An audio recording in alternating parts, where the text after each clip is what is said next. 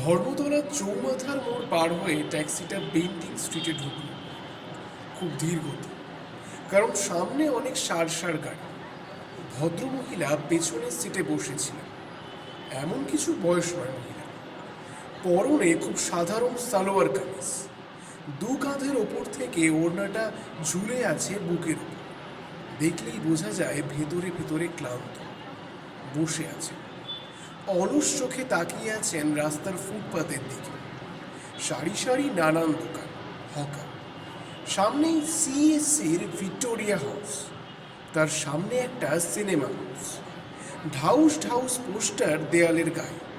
ইতস্তত কিছু মানুষ দাঁড়িয়ে দাঁড়িয়ে দেখছে সেগুলো। হঠাৎ একজনকে দেখতে পেলেন মহিলা। সোজা হয়ে বসলেন, ঝুঁকে পড়লেন বাঁ পাশের জানলাটার ওপর। তীক্ষ্ণ দৃষ্টিতে চেয়ে রইলেন লোকটির দিকে। সভ্যতার অগ্রগতির সাথে সাথে অপরাধের ধরন পাল্টায় পাল্টায় অপরাধীদের মনের অন্ধকারকে বাস্তবায়িত করার প্রকৃতিও। কিন্তু যার লক্ষ্য থাকে অপরাধীদের শাস্তি দেওয়া, সে ওই নিকষ কালো অন্ধকারের মধ্যে থেকেও খুঁজে নেয় আলোর দিশা। আজ এমনই একটা গল্প নিয়ে আমরা হাজির হয়েছি। আমাদের চ্যানেল পাঁচমিশালির আজকের নিবেদন সুকুমার ভট্টাচার্যের কাহিনী রিয়া সান্যালের শেষ হাসি।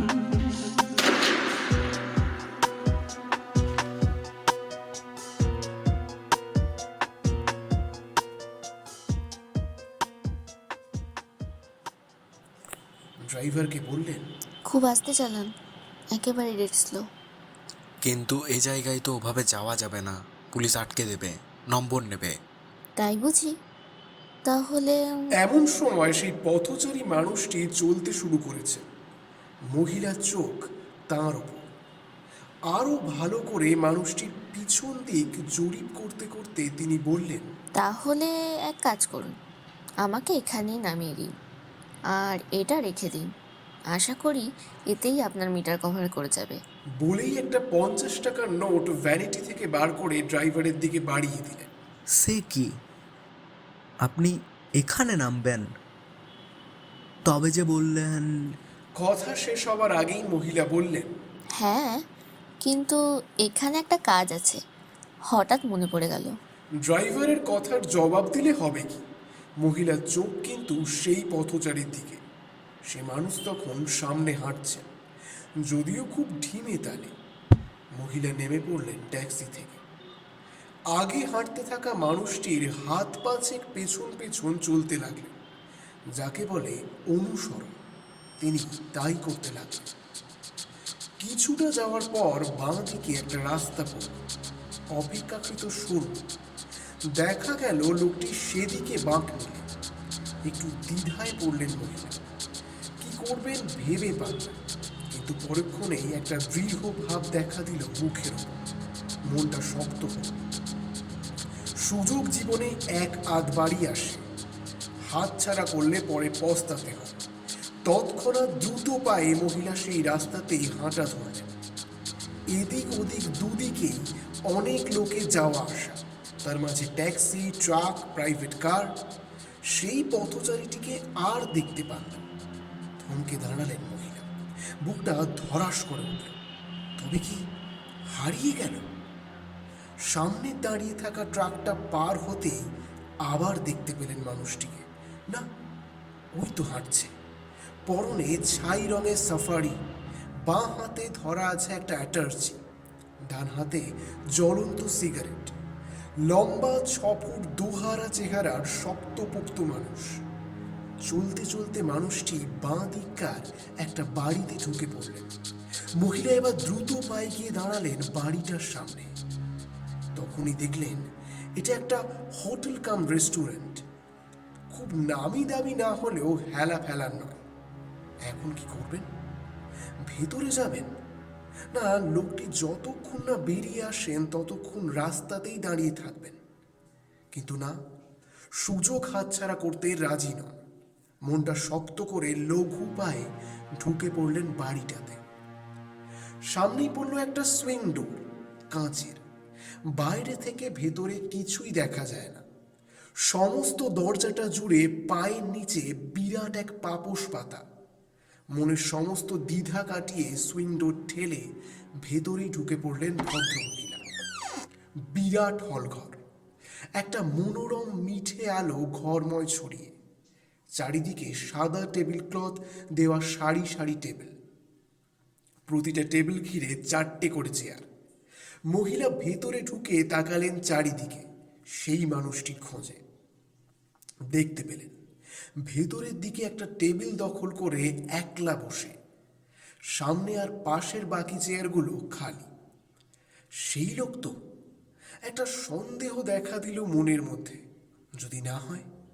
তারপরই মনে হলো এত দূর এগিয়ে এসে পিছিয়ে যাওয়ার কোনো মানেই হয় না। লঘু পায়ে গিয়ে দাঁড়ালেন টেবিলের সামনে, এখন একেবারে মুখোমুখি। মহিলা আরো ভালো করে নিরীক্ষণ করলেন মানুষটিকে। সামনে এক মহিলাকে অমন দাঁড়িয়ে থাকতে দেখে লোকটি চোখ তুলে তাকালো। মহিলা বললেন, যদি আপত্তি না থাকে আমি কি এখানে বসতে পারি? একটা আলগা বিরক্তি মুখের ওপর দেখা দিয়েই মিলিয়ে গেল। বললেন, না, আপত্তির কি আছে? মহিলা নিঃশব্দে চেয়ার টেনে বসলেন। এবার ভালো করে তাকালেন হল ঘরের ভেতরে। খুব যে এমন কাস্টমারের ভিড় তা নয়, মোটামুটি। কেউ খাচ্ছেন, কেউ বা খাওয়া সেরে চা বা কফির কাপ নিয়ে দার্শনিকের মতো মুখ করে বসে আছেন। ওয়েটাররা কেউ খালি হাতে, কেউ বা ট্রে নিয়ে এদিক ওদিক যাতায়াত করছে। হল ঘরটার বাঁ দিককার একটা কোণ জুড়ে কাউন্টার, কাঁচ দিয়ে ঘেরা। ভেতরে একজন মানুষ বসে, চোখে চশমা, গলায় টাই বাঁধা। তার পাশে সালোয়ার পরা, চুল ছোট, অল্প বয়সী তরুণী। দুজনেই সামনে দুটো কম্পিউটার মেশিন। কাউন্টারের ডান দিকে পর্দা ঝোলানো দরজা, তার পেছনেই বোধহয় স্টোর, কেননা ওয়েটারটা ঘন ঘন সেই দরজার পর্দা সরিয়ে যাতায়াত করছে। একজন ওয়েটার সামনে এসে দাঁড়ালো। সামনের মানুষটি টেবিল থেকে মেনু কার্ড নিয়ে আগে থেকেই দেখছিলেন। ওয়েটারটাকে সামনে দেখে বললেন, 1 প্লেট বিরিয়ানি, পরে কফি। ভ্রুকুটি দেখা দিল ওয়েটারের চোখে। 1 প্লেট? সে বোধহয় ভেবেছিল দুজন একসঙ্গেই এসেছে। মুখ তুলে তাকালেন মহিলার দিকে, জিজ্ঞাসু চোখে। সপ্রতিভ হলেন মহিলা। নিজের স্বতন্ত্র ভাব প্রকাশ করে বললেন, আমার জন্য সামান্য কিছু স্ন্যাক্স আর সাথে চা। ওয়েটার কোনো কথা না বলে চলে গেল। মহিলা মনে মনে আরো নিঃসন্দেহ হলেন। ইনি যে তিনি তাতে কোনো সন্দেহ নেই। গলার স্বর এক্কেবারে সেই মানুষটির মতো। একটা দেয়ালের ব্যবধান থেকে অনেক দিনই তিনি দেখেছেন মানুষটিকে, ড্রয়িং রুমের জানলা দিয়ে তার স্বামীর সঙ্গে নানা প্রসঙ্গ নিয়ে কথা বলতে। এখন শুধু তফাৎ একটাই, মানুষটার বেশভূষা চটক বেড়েছে, আগে এতটা ছিল না। ওয়েটার এসে বিরিয়ানির প্লেট নামিয়ে দিয়ে চলে গেল।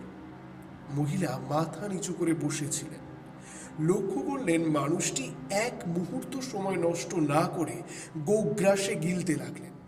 বোঝা গেল অনেকক্ষণ অভুক্ত ছিলেন। কিছু পরেই সে ওয়েটার ফিরে এলো আবার, 1 প্লেট স্ন্যাক্স আর চায়ের সরঞ্জাম নিয়ে রাখলো মহিলার সামনে। মহিলা হাত বাড়ালেন স্ন্যাক্সের ডিশে। সময় গড়িয়ে চলেছে।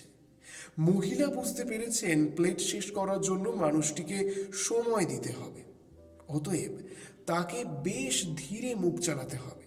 তাই অন্যদিকে তাকিয়ে হল ঘরের ফ্রেস্কোগুলো ভাসা ভাসা চোখে দেখতে লাগলেন। মানুষটি একসময় বিরিয়ানি শেষ করে কাঁটা চামচ রেখে কফির কেটলি টেনে নিলেন। মহিলাও স্ন্যাক্স শেষ করে টিপট থেকে লিকার ঢালতে শুরু করলেন কাপে। কিছু পরে কফি শেষ করে উঠে দাঁড়ালেন, এগিয়ে চললেন ক্যাশ কাউন্টারের দিকে। মহিলাও পিছু পিছু চললেন। মানুষটি হিপ পকেট থেকে মানি ব্যাগ বের করে 100 টাকার একটা নোট বার করে ব্যাগটি আবার হিপ পকেটে রেখে ঝুঁকে পড়লেন কাউন্টারে। কি করবেন ইতিমধ্যেই মাথায় এসে গেছিল মহিলা। তিনি সঙ্গে সঙ্গেই ডান হাত বাড়িয়ে সেই মানি ব্যাগ তুলে নিলেন আলতোভাবে, আর পরে পরেই ব্যাগটা বাঁ হাতে ঘুরে একেবারে বুকের ভেতর চালান হয়ে গেল। লোকটি তক্ষুনি টের পেয়ে গেছিলেন। খপ করে মহিলার একটা হাত চেপে ধরলেন, বললেন, এটা কি হলো? দেখে তো ভদ্রঘরের মহিলা বলেই মনে হয়। পকেট মার? মানে কি বাজে কথা বলছেন? বাজে কথা? আমি বাজে কথা বলছি? তেলিয়া হয়ে উঠলেন মানুষটি। মানে মানিব্যাগটা ফেরত দিন যদি নিজের সম্মান বজায় রাখতে চান। তার মানে কি করতে চান আপনি? খোলাখুলি বলুন তো, আপনার মতলব কি? মতলব? মতলব আমার না আপনার? চোখ মুখ ঘোরালো হয়ে উঠল মানুষটির, রুখে দাঁড়ালেন। আর তক্ষুনি এক ঝটকায় মহিলা নিজের হাতটা ছাড়িয়ে নিলেন। অসভ্য কোথাকার, যত সব অমানুষ এসে জুটেছে আমার কপালে। কি অমানুষ? ফেটে পড়লেন লোকটি। বাদানুবাদ শোভনতার সীমানা ছাপিয়ে গেল। অনেকেই তাকিয়েছিলেন তাদের দিকে। দু তিনজন কৌতূহলী আবার এগিয়ে এসে সামনে দাঁড়ালো। মহিলার দিকে তাকিয়ে জিজ্ঞেস করলেন। ব্যাপার কি ম্যাডাম, কি হয়েছে? মহিলা সঙ্গে সঙ্গে বললেন, এই দেখুন না, কি অসভ্য মানুষ। আমি কাউন্টারে পেমেন্ট করতে এসেছি, কোথাও কিচ্ছু নেই। আমার একটা হাত চেপে ধরে বলে কিনা পকেট মার। মানুষটির গলায় এবার সপ্তমে উঠল। বললেন, নয়তো কি মিথ্যে বলছি নাকি? ওই তো ক্যাশে বসে থাকা জেন্টলম্যানকে জিজ্ঞেস করুন না। কি মশাই বলুন না, মিথ্যে বলছি নাকি? আপনার সামনেই তো ব্যাপারটা ঘটলো। এমন পরিস্থিতির জন্য কাউন্টারের ভদ্রলোক তৈরি ছিলেন না। একটা বিব্রত ভাব দেখা দিলেন তার মুখে। বললেন, মাফ করবেন, আমি কিছু দেখিনি। তাহলেই বলুন। মহিলা এবার ঘুরে দাঁড়ালেন। চারপাশে জড়ো হওয়া মানুষগুলোর দিকে তাকিয়ে বললেন, এবার আপনারাই বলুন। একটা যা তা মিথ্যে কথা বলে মানুষকে অপদস্থ করা, ছি ছি ছি। এই জায়গাটা আজকাল এত খারাপ হয়ে গেছে, এমনটা তো ভাবিনি। ইতিমধ্যেই একটা মাঝবয়সী ভারিক্কি লোক এসে দাঁড়িয়েছিলেন সবার পিছনে। পরনে দামি স্যুট, চোখে মোটা ফ্রেমের চশমা, গলা থেকে টাই ঝুলছে বুকের উপর। মহিলার কথা শেষ হতেই তিনি বললেন, এ আপনি কি বলছেন? ভুলে যাবেন না, এটা একটা সফিস্টিকেটেড প্লেস। এই কলকাতায় আমাদের যথেষ্ট সুনাম আছে। আমারও তেমনই একটা ধারণা ছিল, তাই এসেছিলাম। কিন্তু এসে দেখছি আপনারা আর কাস্টমার বিচার করেন না, আজে বাজে যারাই আসুক তাদের এন্টারটেইন করেন। চুপ করুন তো। দ্বিতীয়বার যদি আমার সম্বন্ধে এমন বাজে কথা বলেন তো। সেই মানুষটি শূন্যে দুবার ঘুষি ওড়ালেন। দাঁড়ান, এটা বক্সিং রিং নয়। আমায় ভালো মতো বুঝতে দিন ব্যাপারটা। সেই কেতাদুরস্ত ভদ্রলোক মহিলার সামনে এসে দাঁড়ালেন।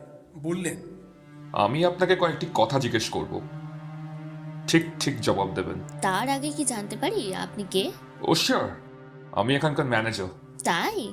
তাহলে আপনার প্রশ্ন করার অধিকার আছে, বলুন শুনি। ম্যানেজার ভদ্রমহিলার অমন আগ্রাসী ভাব দেখে একটু ঘাবড়ে গেলেন। তাই গলায় একটা বিনয় বজায় রেখে বললেন, দেখুন, এই সময়টায় আমাদের এখানে যথেষ্ট কাস্টমারের ভিড় হয়। আমি চাই না আপনাদের এই হচপচ ঝামেলা নিয়ে কাস্টমার লুজ করতে। ম্যানেজারের কথা শেষ হওয়া মাত্র প্রথম মানুষটি ঝাঁঝিয়ে উঠলেন। তার মানে আপনি ব্যাপারটার কোনো গুরুত্বই দিতে চাইছেন না? পকেটমার জেনেও শুধুমাত্র মহিলা বলে আপনি তাকে ছেড়ে দেবেন? বেশ গম্ভীরভাবে ম্যানেজার মাথা নাড়লেন। আমার যা করণীয় তো আমি নিশ্চয়ই করব। আমি এখনই পুলিশকে ইনফর্ম করছি। আপনারা থানায় যান, সেখানে গিয়ে আপনাদের মামলা সেটেল করে নিন। থানা? বড় বড় চোখ করে প্রথম লোকটি তাকালেন ম্যানেজারের দিকে। এছাড়া উপায় কি? বলেই ম্যানেজার তাকালেন ক্যাশ এনক্লোজারের দিকে। বললেন, বিমানবাবু, বউবাজার পিএসএ লাইন করুন, আমার নাম করে রিপোর্ট করুন। কাউকে এখানে আসতে বলুন ইমিডিয়েটলি। না। আপত্তি করলেন মানুষটি। অত ফালতু ঝঞ্ঝাট করার মতো সময় আমার নেই। থানায় পাঠাতে হয় তো ওই মহিলাকেই পাঠান। বাহ, তা কেন? মহিলা তীক্ষ্ণ গলায় বলে উঠলেন, মিস্টার ম্যানেজার তো ঠিকই বলেছেন। অভিযোগ আপনার, ফয়সালা করতে হলে থানায় আপনাকেই যেতে হবে। না, বলছি তো আমারও তো সময় নেই।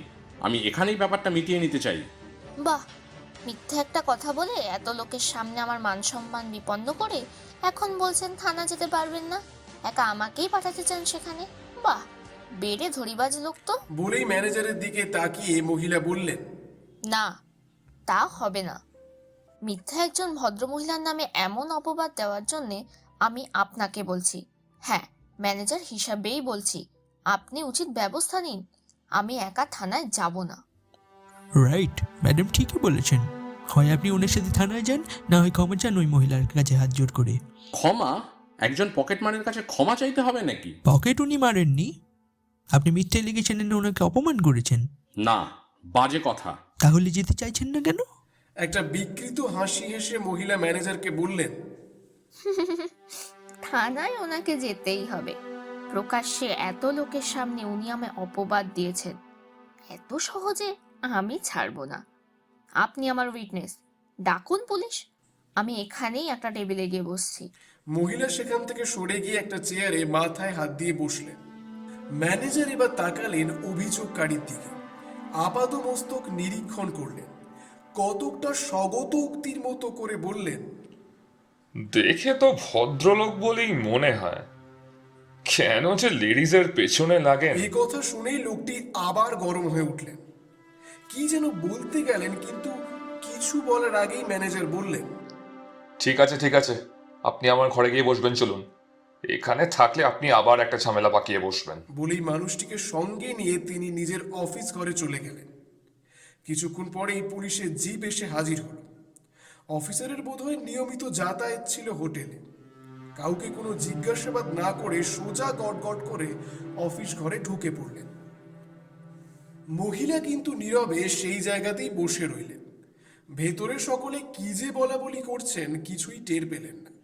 মুখের উপর একটা উদ্বিগ্ন ভাব ফুটে উঠল। দেখা গেল ওয়েটার চা কিংবা কফি ট্রে নিয়ে ভেতরে গেল।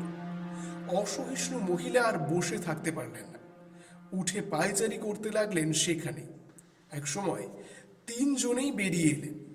মহিলাকে সামনে পেয়েই ম্যানেজার বললেন, ইনি সেই মহিলা, এনার এগেনস্টেই ভদ্রলোকের অভিযোগ। পুলিশ অফিসার তাকালেন মহিলার দিকে।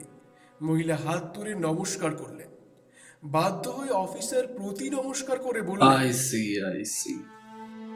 দেখুন দেখি কি এক ঝঞ্ঝাট বাবা। মহিলা কিছু বলার চেষ্টা করলেন, তার আগেই অফিসার বললেন, অলরাইট, সামান্য ব্যাপার, আশা করি খুব সহজেই মিটিয়ে নিতে পারবো। এখন চলুন আমার সঙ্গে। বলেই তিনি সুইং ডোরের দিকে পা বাড়ালেন। পিছু পিছু মহিলা আর সেই ভদ্রলোক। অফিসার চলতে চলতে মুখ ফিরিয়ে দেখেই ম্যানেজারকে বললেন, আরে মিস্টার পাকরাশি, আপনি দাঁড়িয়ে রইলেন কেন? আপনিও আসুন, আপনাকেই উইটনেস হতে হবে। অগত্যা মিস্টার পাকরাশিও বিরক্তির সঙ্গে মাথা ঝাঁকাতে ঝাঁকাতে ওনাদের পিছু নিলেন। থানার অফিসার ইনচার্জ তার অফিসেই ছিলেন। সকলে গিয়ে ঢুকলেন তার ঘরে।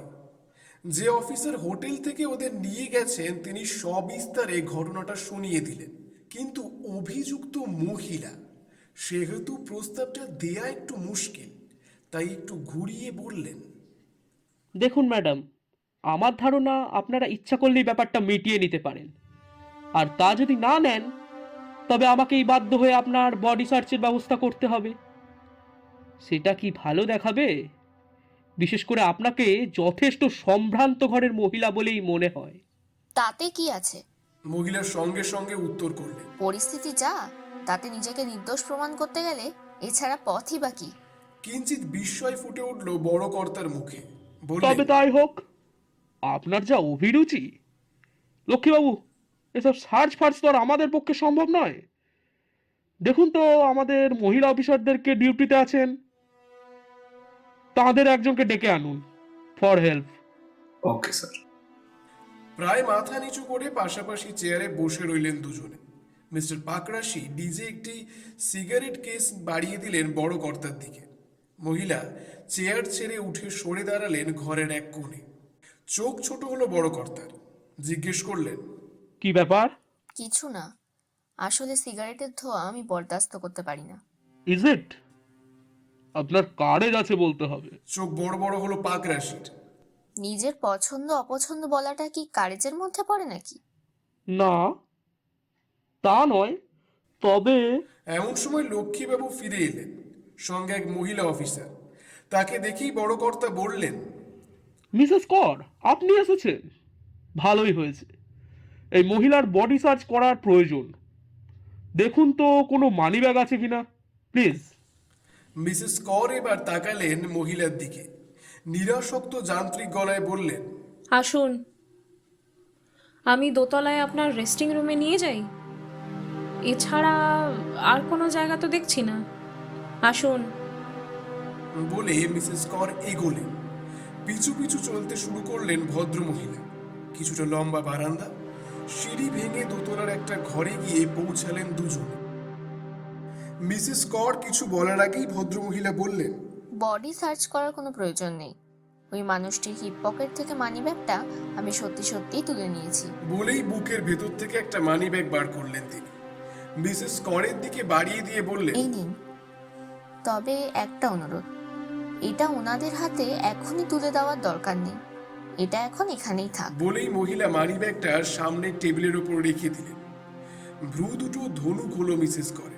বললেন, এর অর্থ? ঠিকই, আমার কথা বোধগম্য না হওয়াটাই স্বাভাবিক। বলেই ভদ্রমহিলা নিজের ভ্যানিটি খুলে একটা খাম বার করে মিসেস করের হাতে তুলে দিলেন। আপনার যখন পুলিশের চাকরি, তখন এটা না বোঝবার কথা নয়। মিসেস কর খামটা নিয়ে ভেতরের কাগজটা বার করে চোখ বুলোলেন। তারপরই তার মুখটা কেমন যেন হয়ে গেল। তার মানে আপনি এরই ডেপুটেড না, পারসন? ঠিক ডেপুটেড নয়, but took permission to assist police. Mrs কর একভাবে তাকিয়ে রইলেন ভদ্রমহিলার দিকে। বিস্ময়ের ঘোর কেটে যাওয়ার পর একটা সমীহের ভাব দেখা দিল ক্রমে। কোনো রকমে বললেন, আচ্ছা, তাহলে আমাকে এখন কি করতে হবে? বিশেষ কিছুই না। বলেই হাত বাড়িয়ে মিসেস করের হাত থেকে কাগজটা নিয়ে নিলেন। আপনি বড়বাবুর কাছে যান, আই মিন যিনি আপনাকে পাঠিয়েছেন, তাকে অন্য ঘরে ডেকে নিয়ে গিয়ে বলুন ব্যাপারটা। আশা করব তাহলেই তিনি আমার সঙ্গে কথা বলতে আসবেন। কিন্তু ওই মানিব্যাগটা? ওটা ওখানেই থাক, আমি নিজেই ওই লোকের হাতে ওটা তুলে দেবো। বেশ। মিসেস কর বেরিয়ে গেলেন ঘর থেকে। পাশে একটা খালি চেয়ার ছিল। ভদ্রমহিলা গিয়ে বসলেন সেটার ওপর। 1 মিনিট, 2 মিনিট, এই করে বেশ কয়েক মিনিট কেটে গেল। তারপর ভারী পায়ে সিঁড়ি ভেঙে উঠে আসার আওয়াজ পেলেন ভদ্রমহিলা। দরজার দিকে তাকাতেই দেখলেন থানার বড় কর্তা, পিছনে মিসেস কর। ঘরে ঢুকেই বড় কর্তা বললেন, ভেরি স্ট্রেঞ্জ, ব্যাপারটা রীতিমতো গোলমেলে বনে মনে হচ্ছে। দেখি আপনার আইডেন্টিটা দেখান তো। ভদ্রমহিলা খামটি বাড়িয়ে দিলেন। অফিসার ভিতর থেকে কাগজটা বার করে দেখতে দেখতে চোখ দুটো গোল গোল হয়ে উঠল। 1 বার, 2 বার, 3 বার টাইপ করা বয়ানটা পড়ার পর তিনি তাকালেন মহিলার দিকে। একটু ইতি উতি করে বললেন, তা এর সঙ্গে আপনার যোগাযোগ হলো কি করে? সেটাও কি আপনার জানা দরকার? না, তা নয়, তবে ব্যাপারটা তো বুঝতেই পারছেন, ব্যাপারটা সব দিক থেকে বেশ গুরুত্বপূর্ণ। তাহলে রিং করে চিঠিটার সত্যতা যাচাই করে নিন। আবার একটা দ্বিধা বড় কর্তার গলায়। বুঝতে তো পারছেন তিনি কত উপরতলার মানুষ। আমি পারি, কিন্তু আমার পক্ষে ডাইরেক্ট যোগাযোগ করাটা উনি কি ঠিকভাবে নেবেন? আপনি ডায়াল করে লাইনটা আমায় দিন, আমি দেখছি। কৃতার্থ হাসি ফুটে উঠল বড় কর্তার মুখে। তাহলে তো মিটেই গেল। বলে কয়েক পা এগিয়ে গিয়ে কোণে রাখা টেলিফোনের রিসিভারটা তুলে নিলেন। বললেন, হ্যালো, কে লক্ষ্মীবাবু? হ্যাঁ, আমি বড়বাবু বলছি। আমার নাম করে অপারেটরকে বলুন হটলাইনে পুলিশ কমিশনারের সঙ্গে যোগাযোগ করতে, আর সেটা করে লাইনটা যেন সোজা আমার রেস্টিং রুমে দিয়ে দেয়। Okay sir. Mister Tarafdar receiver নামিয়ে রেখে তাকালেন ভদ্রমহিলার দিকে। একটা নরম ভাব ফুটে উঠল তার মুখের ওপর। বললেন, ঘটনাটা ঠিক কি বলুন তো? যদি আপত্তি না থাকে তো একটু আন্দাজ দিতে পারেন? আন্দাজ দেবার কিছুই নেই। ভদ্রমহিলা বললেন, বুঝতেই তো পারছেন, ও ভদ্রলোক একজন মস্ত ক্রিমিনাল। চিটিং, কিডন্যাপিং, মার্ডার, যার কাছে জল ভাত। ভারতবর্ষের বড় বড় শহরের পুলিশ ফাইলে যার সম্বন্ধে নিউমারাস কেস ফাইল করা আছে, বাট সবার চোখে ধুলো দিয়ে কিং অফ ক্রিমিনালস ঘুরে বেড়াচ্ছেন। Is it?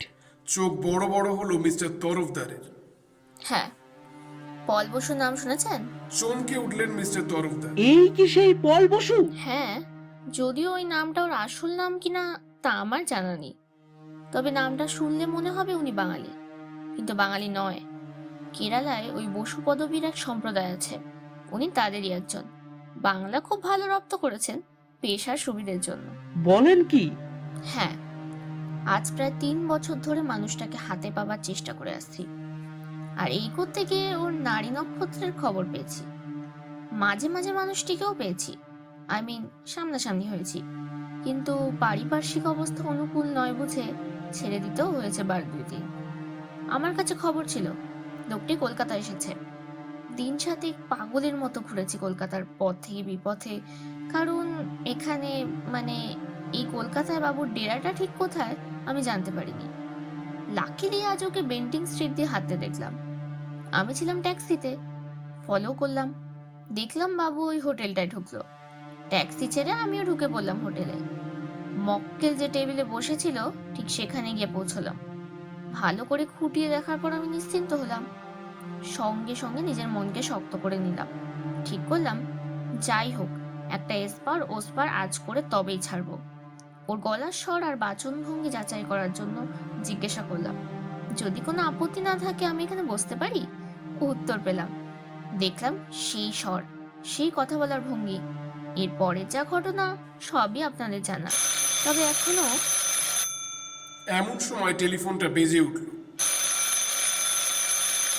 মিস্টার তরফদার দ্রুত গিয়ে রিসিভারটা কানে তুলে নিলেন। হ্যালো, অপারেটর বললেন, কথা বলুন। মিস্টার তরফদার তক্ষুনি রিসিভার বাড়িয়ে দিলেন ভদ্রমহিলার দিকে।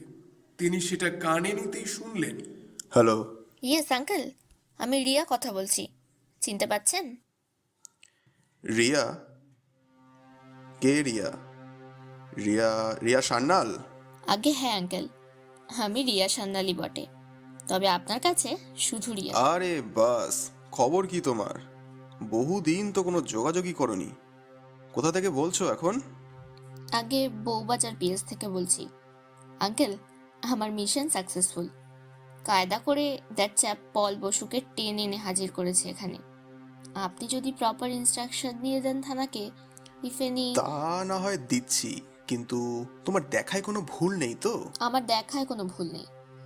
সেই নাক, সেই মুখ, সেই নাকের ওপর একটা কাটা দাগ, ঠিক গলার পেছনে যেখানে কলারটা থাকে সেখানে একটা স্কিন ইনফেকশনের মতো কালচে পোড়া পোড়া দাগ।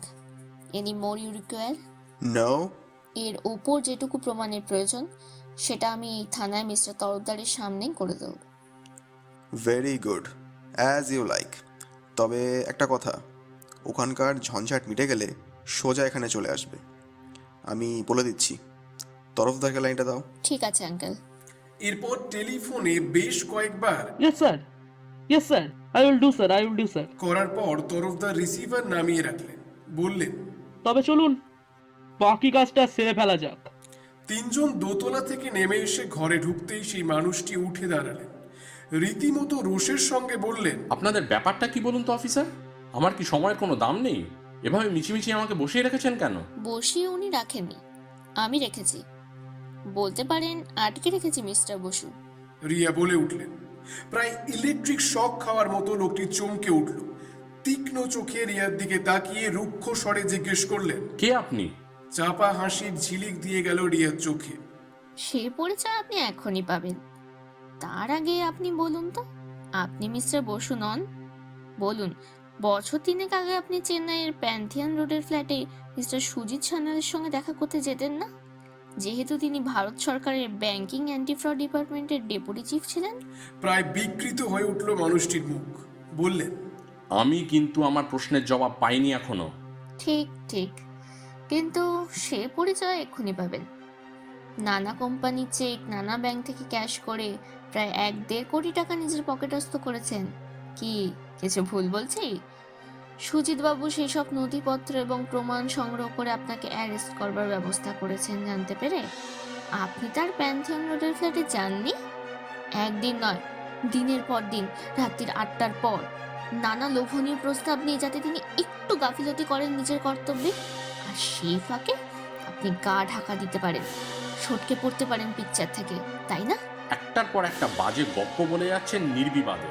আপনার প্রশ্নের জবাব দিতাম যদি আপনার পরিচয়টা জানতে পারতাম। যাই হোক মিস্টার অফিসার, আমি কি আমার পার্সটা পেতে পারি? আমার অন্যত্র যাবার তাড়া আছে। মিথ্যে নষ্ট করার মতো সময় আমার নেই। যতই তাড়া থাক, যাওয়া এখন আপনার হচ্ছে না মিস্টার বসু। আর আমার পরিচয় চান?